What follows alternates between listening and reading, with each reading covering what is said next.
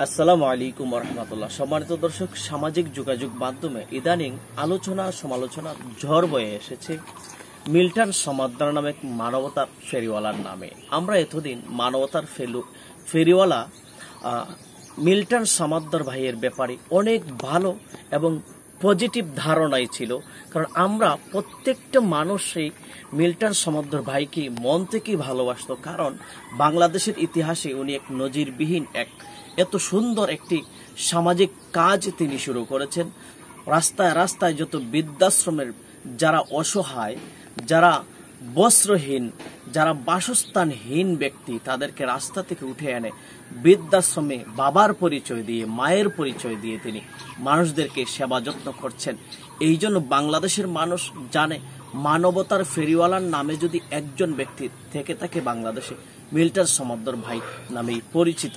কারণ ইদানিং একটি ভিডিও সামাজিক যোগাযোগ মাধ্যমে ভাইরাল হয়েছে।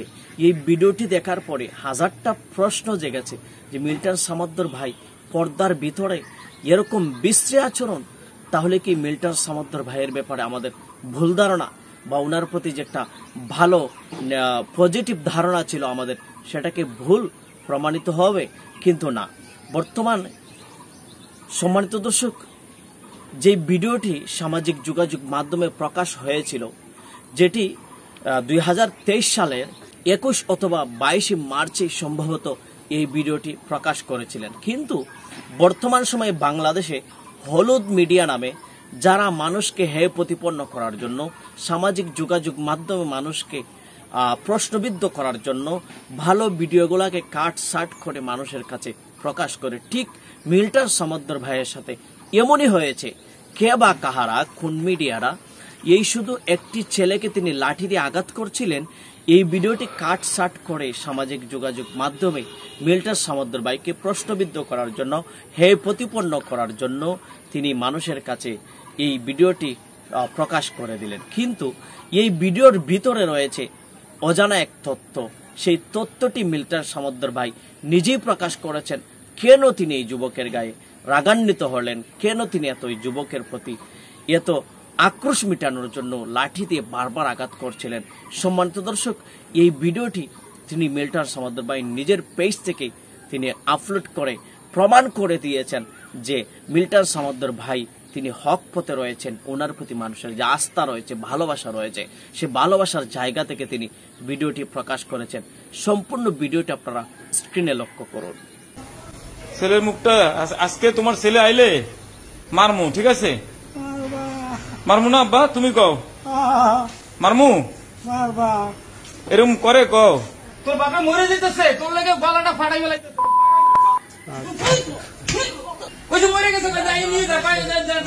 খুব মর্মান্তিক একটা বিষয় নিয়ে আপনাদের সকলের কাছে আমার দুঃখজনক কিছু ঘটনা বলতে চাই। যখন আমি তাদের বললাম যে মারা গেছে, আপনারা দাপন কাপনের জন্য আসেন, কিন্তু তারা বলে আমরা দাপন কাপন আসতে পারবো না, আপনারা দাপন কাপন করে দেন।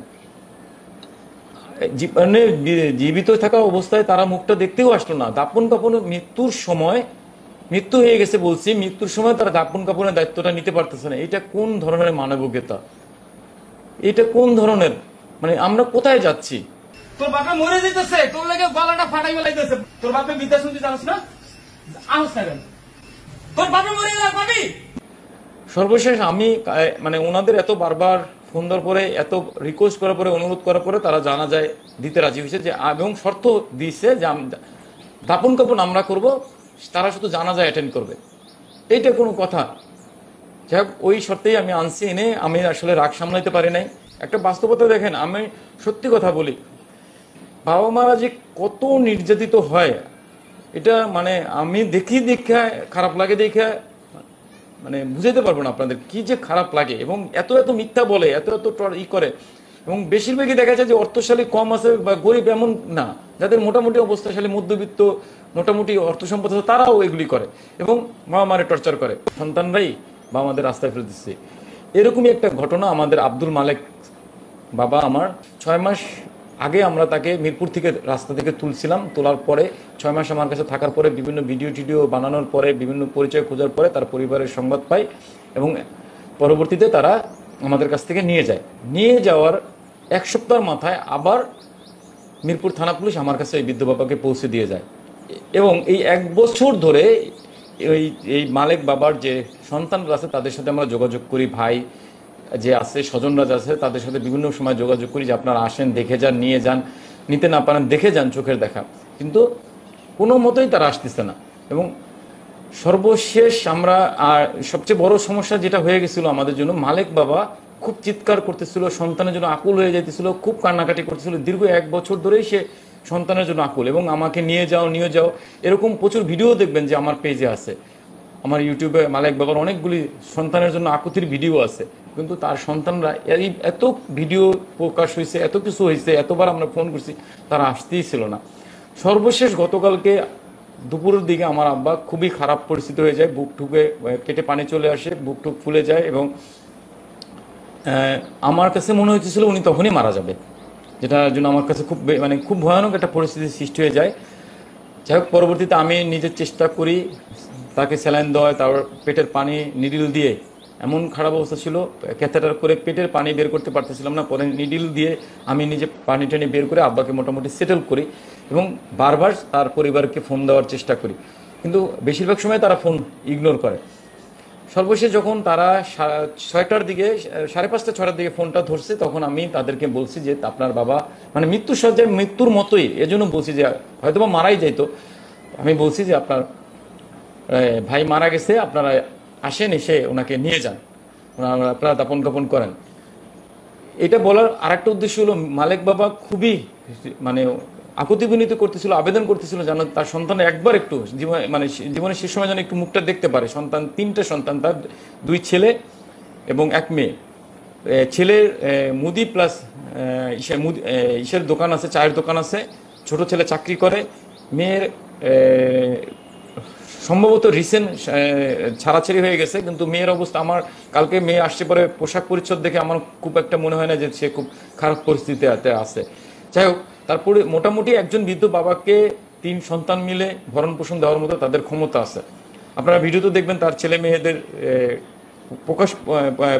পোশাক পরিচ্ছদ দেখলে বুঝতে পারবেন তাদের অবস্থা। এবং একই সাথে এই মালেক বাবার শালা সুমন্দির আছে, তাদের অবস্থাশালী ভালো, এবং তার ভাইরা একদম যে খুব খারাপ পরিস্থিতি তাও না। তো সব মিলিয়ে তাদের অবস্থাশালী ভালো। এই ভিডিওটা আপনাদের মাধ্যমে আমি সবাইকে জানাইতে চাই, হ্যাঁ আমি ওনাকে মারছি, আমি রাগের মাথায় মারছি, এবং আমার কাছে মনে হয়েছে আমার প্রতিবাদ করা উচিত ছিল, আমি প্রতিবাদ করছি।